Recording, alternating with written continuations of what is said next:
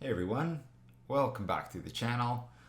My name is Christoph and I'm a professional character concept artist, illustrator, art teacher. Um, so here today we're starting part one of my collaboration with Studio Grafit. So really excited. They very generously created or helped me create a custom pose pack tailored for concept art, concept design, character design, and the more candid kind of character illustrations that I tend to work on. So pack's available now on Gumroad and on the ArtStation Marketplace. So check the links out in the description if you're thinking of purchasing them. So one of the main specifications I gave for this pack was really dramatic lighting from a single light source, something similar to what you'd get with sunlight, so harsh shadows and a single light source. So I find that this simple kind of lighting really shows the form well. And for this first video, I'm going to do a value study, so sort of a lighting slash value study of this pose.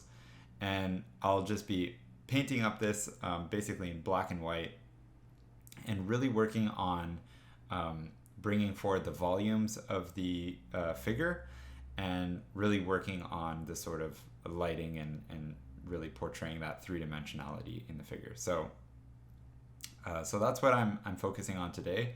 And to start this off, I'm sketching out just a basic drawing of the figure.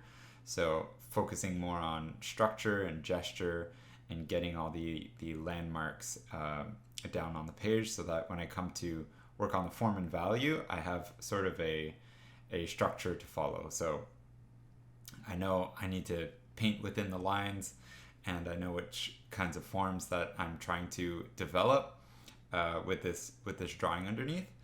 And so I sort of do a quick pass and get my proportions in.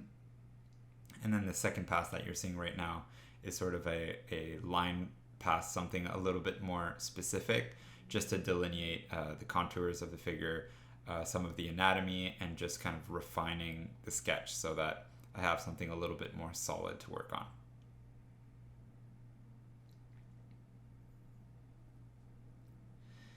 I try not to get lazy, especially with things like hands and feet and even the clothing.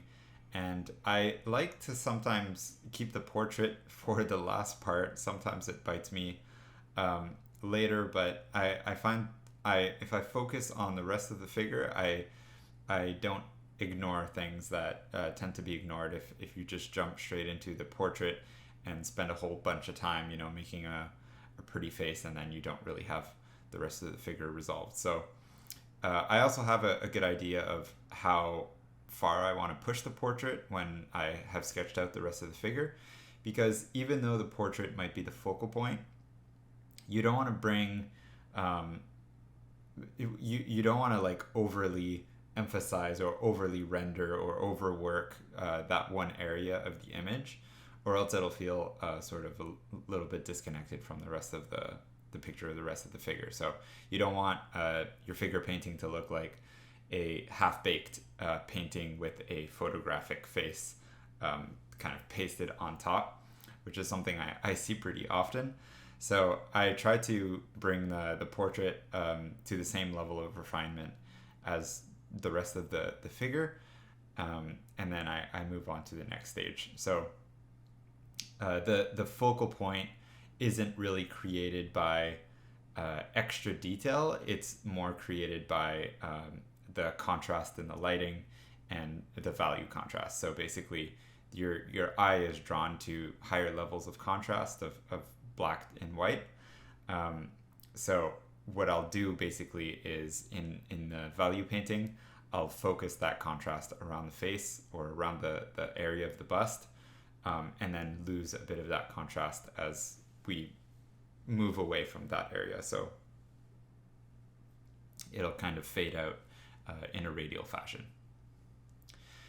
So now I'm just making some small adjustments to the proportions. Photoshop's great for this, just using the liquify tool and pushing things around. I could obviously just redraw these things, but using the tools to my advantage to keep things fast in this beginning stage. So this is also whenever I do these studies, I also think about workflow and the intention behind these studies is really to practice, to go through the motions of my process and my workflow. So I try to adhere to something or a workflow that I would use for any kind of illustration. So starting with the drawing, and then here I'm blocking out basically my shadow shapes. So I'm trying to find that dichotomy between light and shadow, and trying to find basically where those shadows cut off, and that'll really create like a basic a foundation on which I'll be able to lay the rest of the values, all the in-between values basically. So I kind of divide the whole value scheme into two. So everything that's in light and everything that's in shadow. And then within those two groups, I can work on basically the other properties that we see in shadow. For example, we'll see ambient occlusion and reflected light in the shadow area, and then in the light area we'll see halftones, specular reflections, and just basically the diffuse lighting. So once I have basically those two tones, I can start to work the nuances. So here you can see in the light, I'll start putting in a bit more of like the highlights. So focusing a little bit more on the specular highlights or the brighter areas. And you can see now that I'm starting to lay in some variance in value in the light. I'll start to develop the form a little bit better. So it'll slowly start giving the illusion of like a 3D sculpture. And I really try to treat the surface of my painting like it is clay, or like it's some sort of malleable surface that I can sculpt with light and shadow. So whichever way works for you to kind of feel that form. So some people like to work from dark to light or from light to dark. I like to work from kind of 50% gray and move up and down. So starting from the mid-range values and then pushing things darker and pushing things lighter. And that really helps me kind of feel the illusion that I'm pushing and pulling shapes and sculpting the form, rather than just putting dark tone and light tone in a bit of a random way on the canvas. So here you can see I'm working now in the shadows, pushing the ambient occlusion a little bit more, and that'll create some separation in the forms. And you can see in the hair too, because the hair is more of a reflective surface, I can bring more contrast to it, kind of like a metal. So kind of pushing really bright specular highlights against really dark shadows. So that'll sort of bring some contrast to the focal point.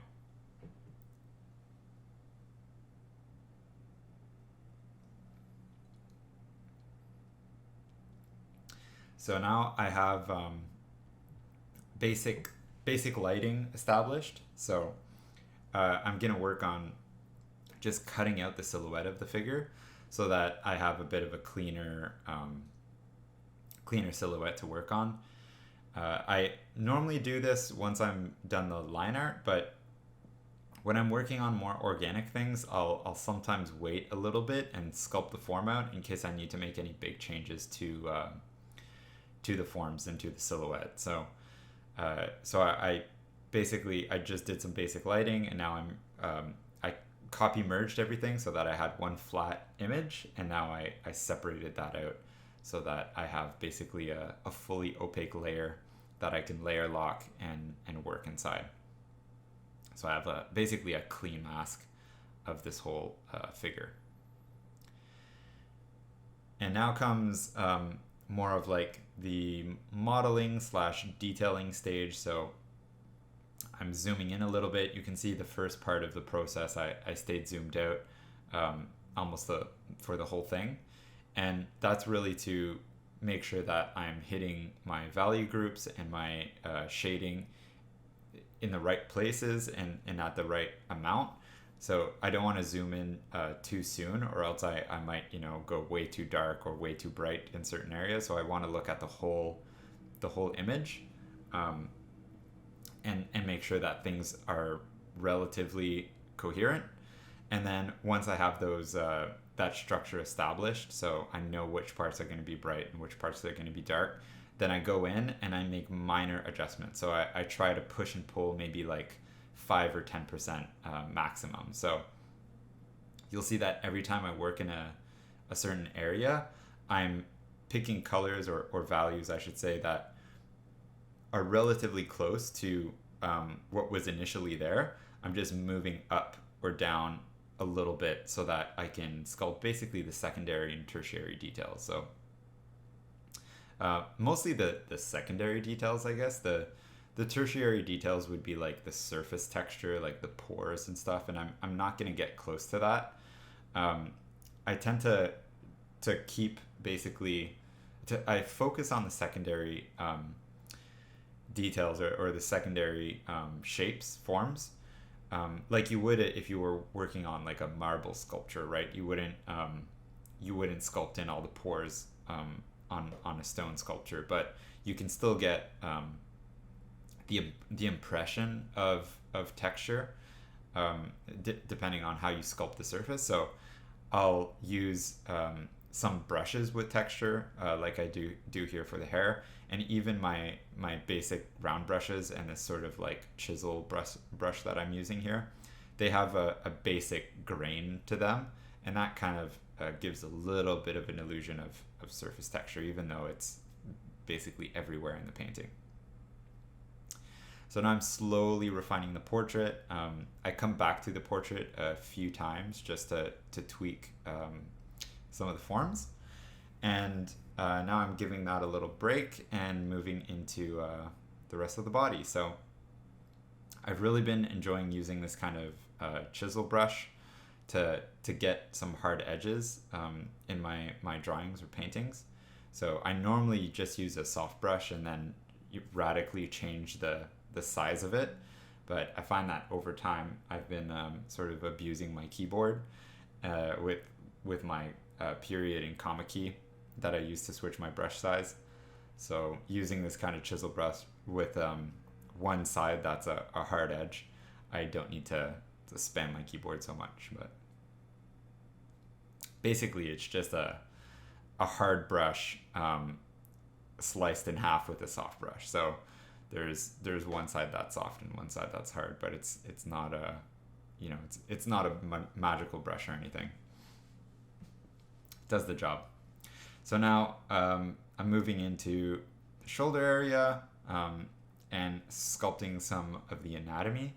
So now that I have basically the main forms established, I can look into the nuances of the anatomy a bit. So the overlaps of the shoulder and pec muscle and the clavicle that's coming on top. And then we also have some compression happening from like the bra that she has is kind of pushing the skin up against her shoulder.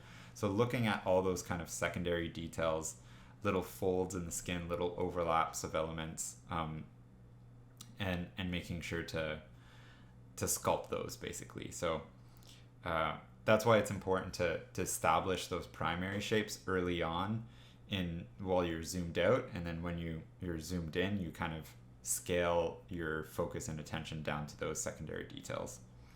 So I really don't want to make any big changes to the overall form, and if I'm doing that, I basically failed in my initial draft of the form, or my initial blocking of the shapes and lighting.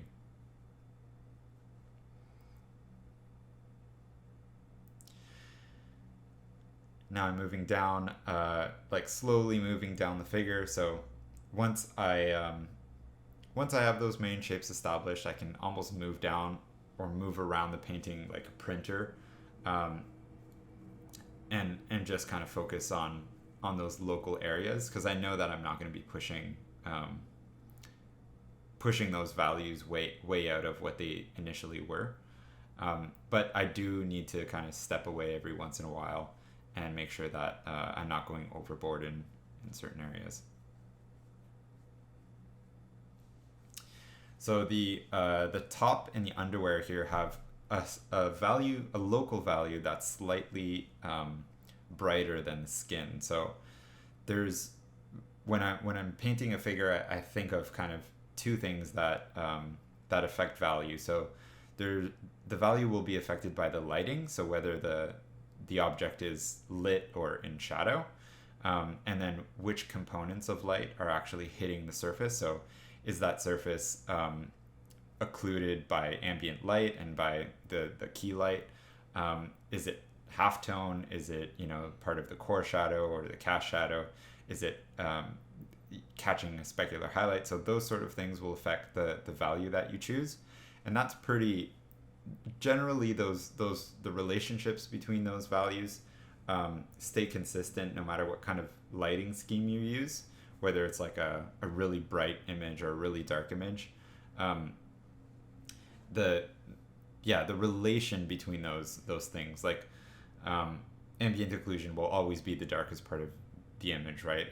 It's not like in one lighting scheme ambient occlusion is really bright.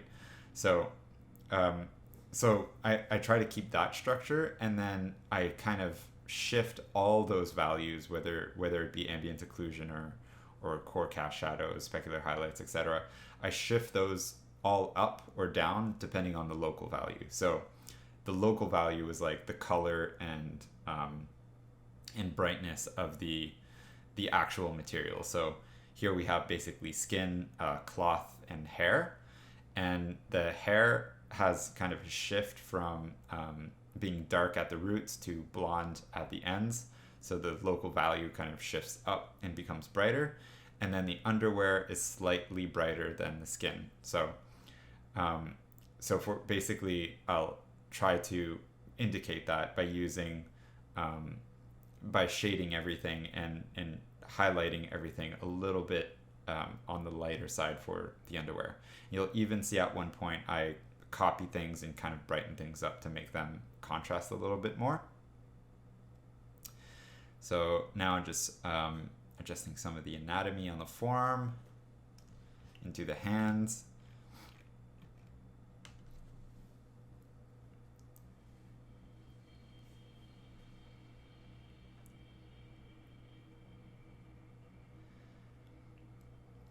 I like to work to really round off the form. Sometimes I'll work close to the border of the silhouette and really kind of push those values a darker shade to really show that the form is really turning away from us.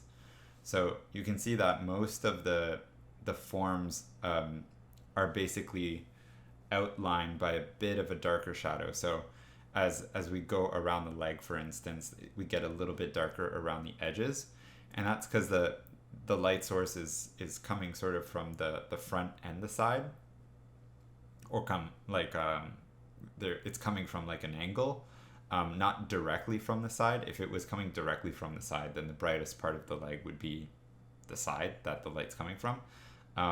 But since it's not coming from an angle, that specular highlight is kind of running on through not quite the center, but shifted a little bit over, and then the rest of the values kind of wrap around and get kind of exponentially darker as they wrap around the form. So I try to focus on that when rounding out the shapes.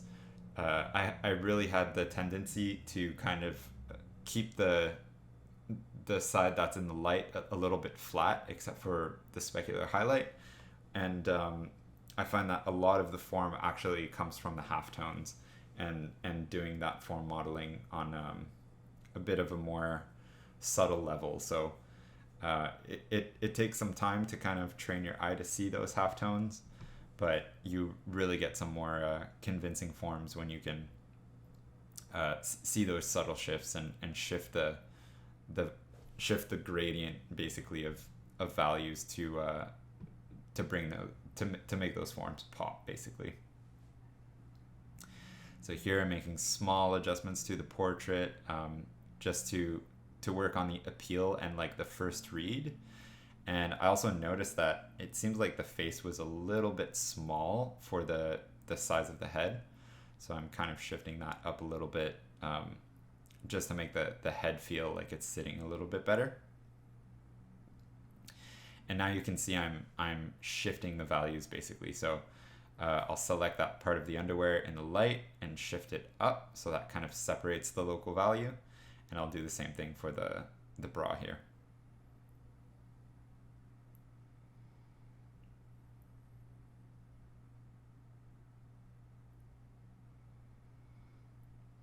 And for the head, I'm actually shifting the levels to just to bring a little bit more contrast. So I'm shifting the lights up, but also kind of cranking the darks a bit, so that the highest point of contrast is the face, which will bring the focal point. So the head isn't necessarily rendered to a higher degree of detail; it just has more contrast for the focal point. Now working on the hands, don't want to ignore these.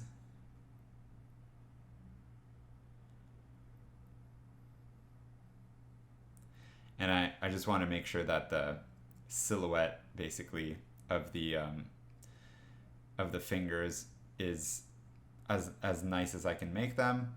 And then I try to use just some more graphic shapes to describe the shading. And then for the top of the hand, which is in the light, I'll focus a little bit more on the halftones and the specular highlights, just to show a little bit more detail. So everything that's in the lit side, as opposed to what's in shadow, I focus on detailing what's more in the light. That's what we tend to see in nature, or when we do in photography too. Like shadows seem to melt together a little bit, and we don't really focus on them. And so we focus on the bright areas, or the areas that are catching the light. So in illustration, or when painting things, you can kind of exaggerate that and really let shadows melt together and focus on detailing the stuff that's lit. So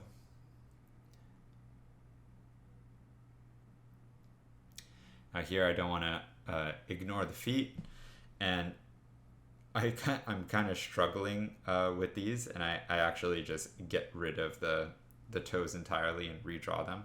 So this was more of a mistake in the actual drawing. I didn't I got lazy in my drawing, and I didn't figure things out in that stage. So I was trying to figure it out in the painting stage, and things are falling short of what they should be for that reason. So I recognize that at some point, and I just go back to the drawing stage to refine that a little bit, or to work that out in the drawing stage, and relight it, and it makes everything, or it makes painting everything a lot easier when you have a good drawing figured out.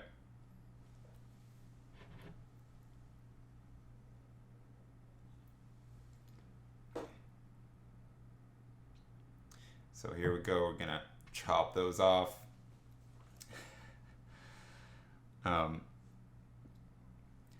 Any moment now, but any case, like when errors like that happen, it's just important to fix them, and not really be too discouraged. Honestly, so I've chopped off large parts of images before to rework them entirely, and generally the second time you work on them, you get things done a lot faster. So you'll see, if you actually calculate the time that I spend on this version of the feet versus the first one, I get these done like significantly faster, because I just sketched out a better shape for the toes, and then I figured out a better sort of value scheme that is more appealing, I guess. And yeah, can move on to the final detailing here. So I'm gonna crop the image and work on a background. So the background, the value of the background, basically, I don't want to go darker than the darkest part of the shadows, because the darkest part of the shadows is dictated by the ambient light.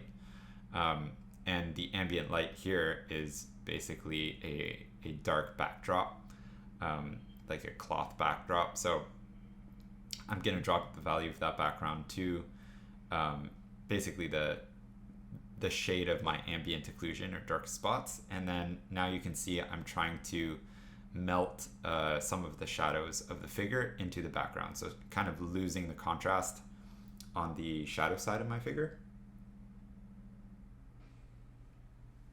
And that just helps the form really turn and helps the figure sit in the painting.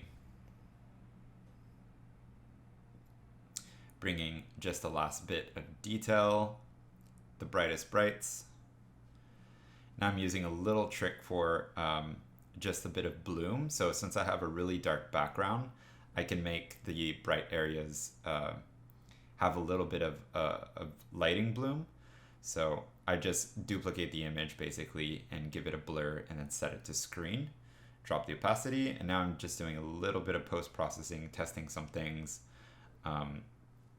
giving the image a little bit of noise, and then I'm also trying just some gradient maps to colorize the black and white image. Sometimes I don't like keeping a black and white image completely black and white and just give it a little bit of warmth or something. But I end up getting rid of that in the end and just going with a purely desaturated image. And now I'm coming back once again to the face just to finish final detailing. So I don't overly detail things early in the process. I try to keep my final details and kind of like little specular highlights and these little details like the nose ring and glossiness on the lips and that sort of thing. I try to keep that for the very, very, very end, because the highest amount of detail in your image should not only be in your focal point, but it'll also dictate kind of what level of detail you need to bring to the rest of the image. So you don't want something that's like wildly more detailed in one part of the painting than the other. So I keep that, basically that final detailing for the last stage, so I can make sure not to kind of over detail or overwork stuff. A couple flyaway hairs, just indicating detail. So they're just really rough brush strokes. I'm not trying to draw every hair, but from far we get the illusion that there's some flyaways. And now I'm just adding a tiny bit of surface noise to the specular highlights, just to kind of give the illusion of pores or kind of fuzzy hair on the surface of the skin, and it kind of helps turn the form a little bit better too.